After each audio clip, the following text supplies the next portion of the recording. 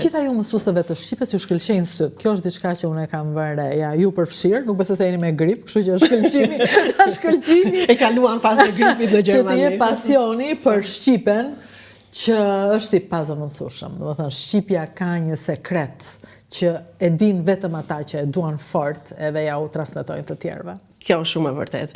Dhe këtë e ndjej unë dhe unë e shoh te kolegët e mia, të cilat në Itali dhe në Greqi punojnë vullnetarisht. Domethënë ato pavarësisht edhe në Gjermani ka disa është i ndarë domethënë sistemi shkollor në disa lande ose kantone siç e quani ju, por e shoh që është ai pasioni i brendshëm i mësuesisë që ju ka ngelur mbase të gjitha kolegëve të mia që ato edhe në fundjavë me disa orja përkushtojnë gjuhës shqipe. Sa e bukur. Vullnetarisht, sepse nuk është institucionalizuar si në Gjermani për shembull. Po, në Gjermani nuk është në të gjitha landet e institucionalizuar, jo, vetëm në 3 lande, ka dhe një iniciativë e cila ka qenë dhe dikur në Hamburg, është vetëm në 3 lande, dikur ka qenë në të gjithë Gjermanin, po tash është vetëm në 3 lande ku është institucionalizuar, do të thotë që gjuha shqipe, ashtu si të gjitha gjuhët e tjera të nënës, përfshirë turqishten, rusishten, arabishten, italishten, greqishten, edhe gjuha shqipe është në këtë programin